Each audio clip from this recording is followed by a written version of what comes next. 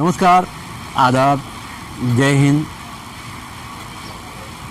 जहाँ बैठा हूँ ये ज़मीन है और ये ज़मीन न जाने कितनों को खा गई, मगर इस ज़मीन के चक्कर में लोग अपना मज़हब बदल लेते हैं, अपनी ज़ात बदल लेते हैं, अपनी नीयत भी बदल लेते हैं। बात भिवंडी शहर के एक ऐसे मशहूर व मारूफ ठिकाने की जिसे भिवंडी ही नहीं, पूरे ठाणे ज़िले में ही नहीं, मुंबई या महाराष्ट्र में ही नहीं, बाहर भी दरगाह दीवान शाह के नाम से याद किया जाता है। दरगाह दीवान शाह की कहानी, हालांकि इस वक्त रात के करीब 3:30 बज चुके हैं और दरगाह का बैकग्राउंड ठीक पीछे दिखाई दे रहा है। भिवंडी शहर के भोईवाड़ा पुलिस स्टेशन के क्षेत्र में आने वाली ये दरगाह दीवान शाह। पुलिस स्टेशन का जिक्र इसलिए आया कि हर साल जब यहाँ उर्स होता है तो पहला संदल भोईवाड़ा पुलिस की तरफ से ही यहाँ आता है, उसके बाद दूसरे लोगों का। मुझे मेरा बचपन याद है जब इस शहर में या इस इलाके में लोग मेला देखने आया करते थे तो यहाँ आसमानी झूला या बहुत सारी इस तरह की चीज़ें होती थी और कई हज़ार लोग मेले में मौजूद होते थे मेला देखने के लिए और उर्स देखने के लिए। बहरहाल अब वो दौर नहीं रहा, क्योंकि मेले के लिए मैदान की ज़रूरत होती है और अब मैदान नहीं रहे, क्योंकि मैदान में बिल्डिंगें मौजूद हैं। हालांकि दरगाह दीवान शाह का जो बायलाज है उसमें तो साफ ये बताया गया है कि दरगाह दीवान शाह की जो 57 एकड़ ज़मीन है, 57 एकड़ ज़मीन में से करीब 15 एकड़ जो ज़मीन है, इस ट्रस्ट को चलाने वाले जो लोग हैं, जिन्हें यहाँ आमतौर से नवाब के नाम से जाना जाता है, और ये लोग हैदराबाद के रहने वाले हैं।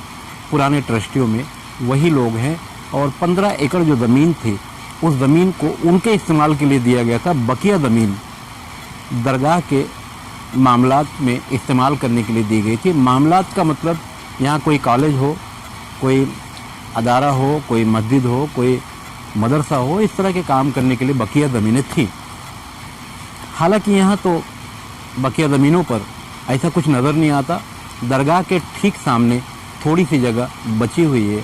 बकिया ज़मीन इसी इलाके के सफ़ेद पोश लोगों ने, जिन्हें आम ज़बान में नेता कहा जाता है, उन्होंने गटक लिया है, यानी खा लिया है। बिल्डिंगें बनाई, बिल्डिंगें बेच ली या खुद रहने लगे और उसका अंजाम भी भुगत रहे हैं। किसी की रीढ़ की हड्डी का ऑपरेशन हुआ, किसी के पिछले हिस्से का ऑपरेशन हुआ, किसी के हार्ट का ऑपरेशन हुआ। यहाँ की ज़मीनों को हड़पने का ये अंजाम भी इस इलाके के लोग उन लोगों की सूरत में देख रहे हैं। बहरहाल असल मकसद ये था कि दीवान शाह दरगाह ये वक्फ बोर्ड है और महाराष्ट्र में वक्फ बोर्ड का कार्यालय, वक्फ बोर्ड द्वारा यहाँ दूसरी बार दरगाह दीवान शाह का जो असल हिस्सा है, यानी ये आस्ताना है, आस्ताने को अपने कब्ज़े में लेकर, अपने कंट्रोल में लेकर यहाँ अपना आदमी बैठा दिया है।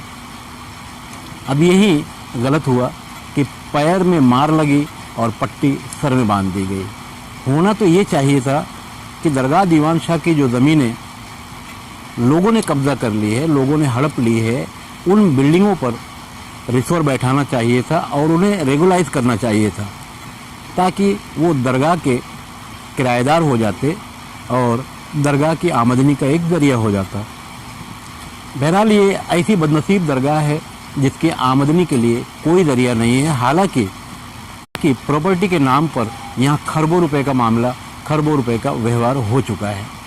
बिल्डिंगें एक दिन में नहीं बनती, तो क्या वक्फ बोर्ड को ये बातें पता नहीं चलती? भिवंडी निज़ामपुर शहर महानगर पालिका को क्या ये बातें पता नहीं चलती? मगर सारे काम हो रहे हैं। आज भी बिल्डिंगों को बनाने का काम चल रहा है और वक्फ बोर्ड के लोग यहाँ के चंदे के गल्ले में ताला मारकर उसको लॉक करके चले गए, अपना खादिम बैठा कर। दरगाह में करप्शन हो रहा है तो दरगाह में कौन सा करप्शन हो रहा है ये तो समझ के बाहर है, मगर दरगाह के बाहर जो ज़मीनें थी, करप्शन वहाँ हुआ, तो वक्फ बोर्ड ने वहाँ अब तक कोई कार्रवाई क्यों नहीं की?